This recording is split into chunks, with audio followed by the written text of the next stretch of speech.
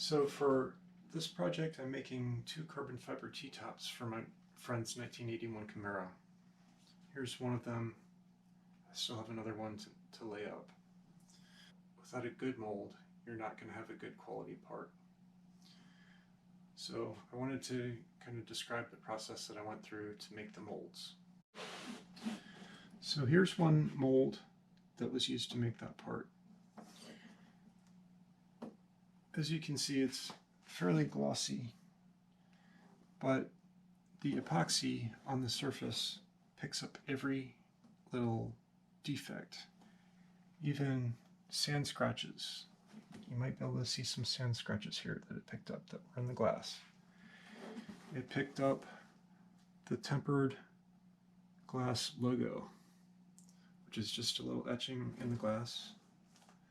It picked up the matte finish of the border versus the glossy surface of the glass.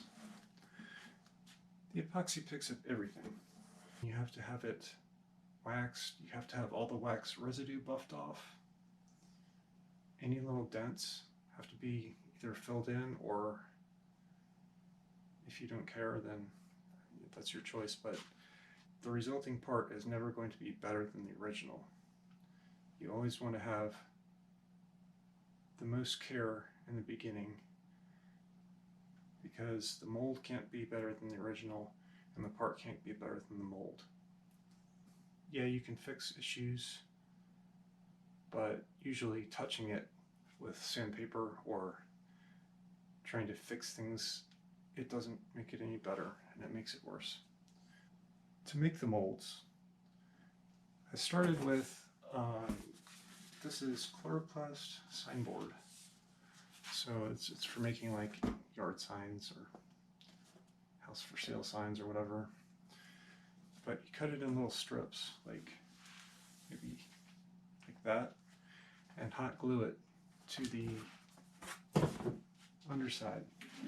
And the purpose of that is to make a border around the part, because without that, when you make the mold, the fiberglass or whatever you're making the mold with would just wrap around, and then you would have no edge. The edge would be very poorly defined. So with the flange, the fiber can come off like this, and you can cut it and it'll be a clean edge. I then took some of this fine art sculpting clay. It's non-toxic, non-drying, so it's an oil-based clay. And then I went around and basically filled in all the gaps where the epoxy could get underneath and get a hold of it. And that's to make it easier to separate the mold from the original. Additionally, I use this clay to improve the appearance of the edges. Worked it in with my fingers to fill in the cracks. And then I used a curved edge on one of these squeegees to kind of round out the corners. So that made in the mold, you have a nice rounded corner here where I put the clay. So you can see the edges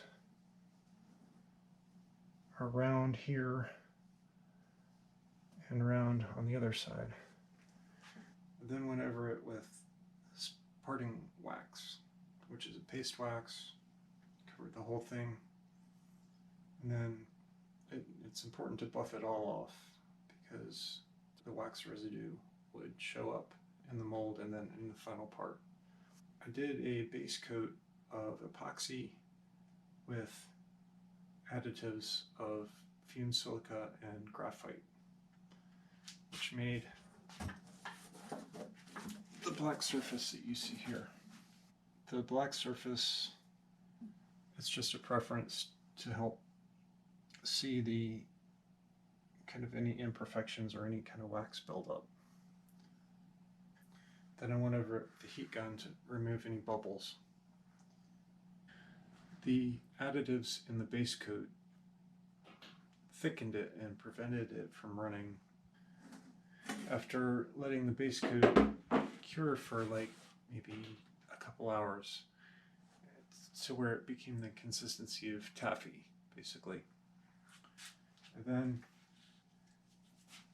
laid the next layers on. Now this is 4-ounce fiberglass. It's fairly thin, so 4 ounces per square yard, and it has a fairly gentle weave, and so I put that on first, and then heavier fiberglass over top of that. This has a thicker weave, a harsher weave, and the purpose of doing the lighter stuff first is so that it doesn't push down through the base coat. Additional layers of epoxy will not bond with a base coat if it's fully cured. You can see on this mold that some places didn't get a full thickness of base coat, and in those places you may also be able to see here with the lighting that there's a little bit of fabric texture, whereas where the base coat was a bit thicker, there's less fabric texture. But the fabric did push through a little bit, so it's not a full reproduction of the glass here. But it would have been worse if I'd used the heavier fiberglass. The other thing with this, laying the fiberglass down, if you have fiberglass coming down the edge here and trying to make a 90-degree turn and then going on the flange, it can't bend that way, or it refuses to bend.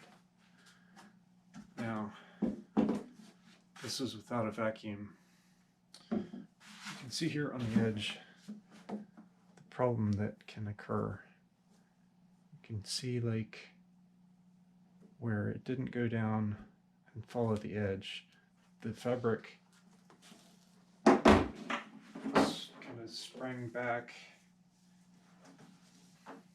with the epoxy underneath it. So it created a bubble, or kind of a channel of epoxy and air here.